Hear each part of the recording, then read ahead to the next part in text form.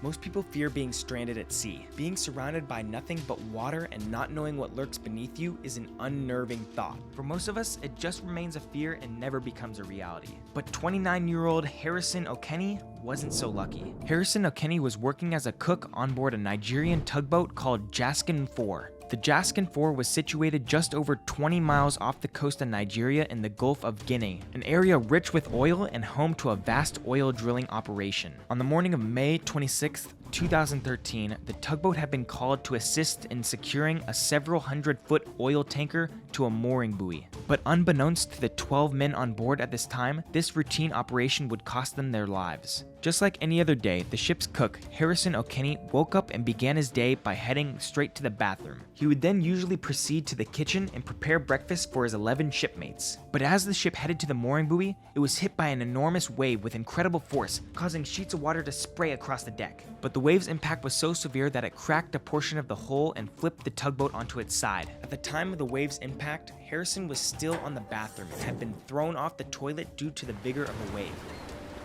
Dazed, confused, and in a complete state of panic, Harrison forced the bathroom's metal door open against a wall of water and then rushed down the hallway towards the emergency hatch. Upon arrival, he found 3 of his crewmates already there. Before he could act, an overwhelming surge of water rushed towards the 3 men, striking them with an immense force and sweeping them away into the unknown depths below. Harrison had little time to mourn his lost crewmates as water began to forcefully push him down a narrow hallway and into another bathroom connected to the officer's cabin. The water continued to pour in, forcing Harrison up against the back wall of the restroom. As he reached the rear wall, the tugboat flipped, causing a rapid descent towards the sea floor. Harrison frantically swam upwards, clinging onto an overturned wash basin to keep his head above water. As he felt the tugboat hit the seafloor, he discovered himself confined to a pitch-black 4-foot air pocket. The boat sank nearly 100 feet, or 30 meters. And with no water, no food, no light, no clothes other than his underwear, Harrison felt as though his life would end buried in this watery grave. Thankfully, Nigerian rescue crews received the mayday call from Jascon 4 and promptly located the ship. But due to the depth of the wreckage and the fact that it was flipped upside down,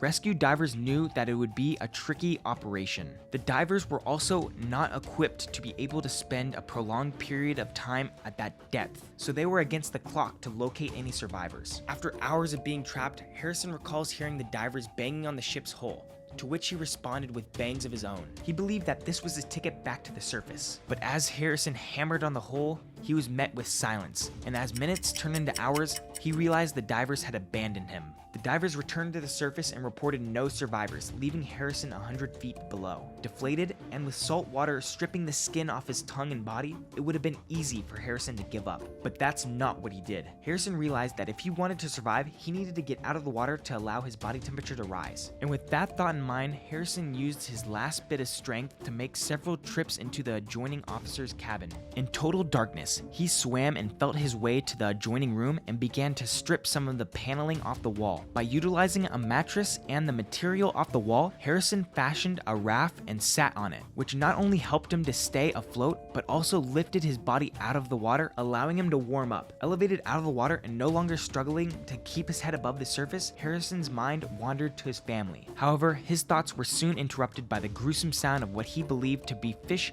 feasting on the corpse of his shipmates. The harrowing sound served as a grim reminder of the reality Harrison was facing, and he realized unless he was rescued soon, he would soon end up as fish food. Harrison lay on the makeshift mat for over 2 days, and with each passing hour, his chances of survival diminished more and more. But luckily for Harrison, on the 3rd day trapped, West African Venture, the parent company of Jascon 4, hired a team of deep-sea salvage saturation divers to enter the wreckage and recover the bodies of the crew. The 6-man team aboard the Tunken arrived 100 feet above the shipwreck and prepared for the dive. Submerged upside down in soft mud, the boat stirred up the seabed, leading to extremely poor visibility, making the already mammoth task even more challenging. Nevertheless, Nico van Heerden, Andre Erasmus, and Daryl Oosthuizen dived into the abyss below in search of the dead. Upon reaching the wreckage, the dive team struggled to find a suitable entrance. But after searching for over 60 minutes, the 3 divers eventually accessed the submerged vessel by forcing open a watertight door. The South African divers scoured the ship looking for the human remains of the men aboard,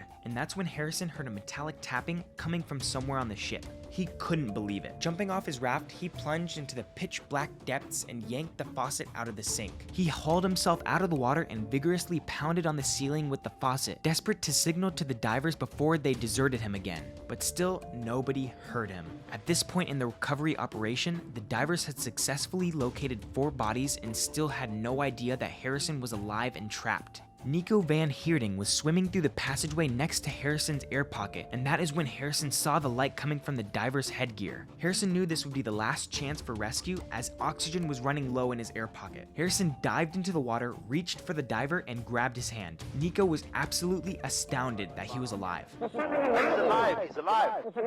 Okay, keep him there.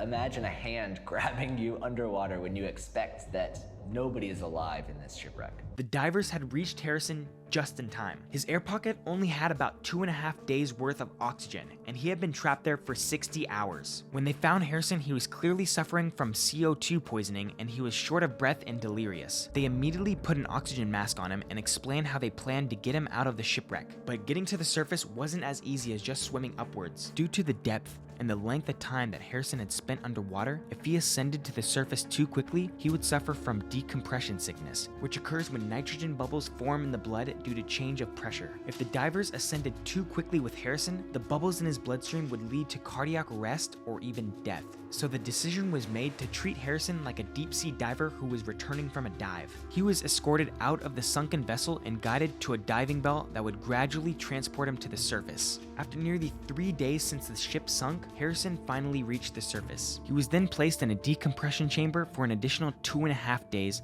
to allow his body to gradually adjust to the surface pressure. Out of the 12 crew members on board the Jascon 4, the divers only managed to retrieve the remains of 10 victims, and Harrison was the sole survivor. Harrison fully recovered from his ordeal and said that he made a pact with God on the ocean floor. He promised that if he was rescued, he would never return to sea again. But his promise to God wouldn't go unbroken because in 2015 he became a certified commercial diver, and the man who presented him with his diploma was one of the men who rescued him from the bottom of the sea. How long would you survive if you were in Harrison's position? Let us know in the comments below. And while you're there, check out this video about the only surgeon in history to have killed 3 people in one procedure. Thanks for watching.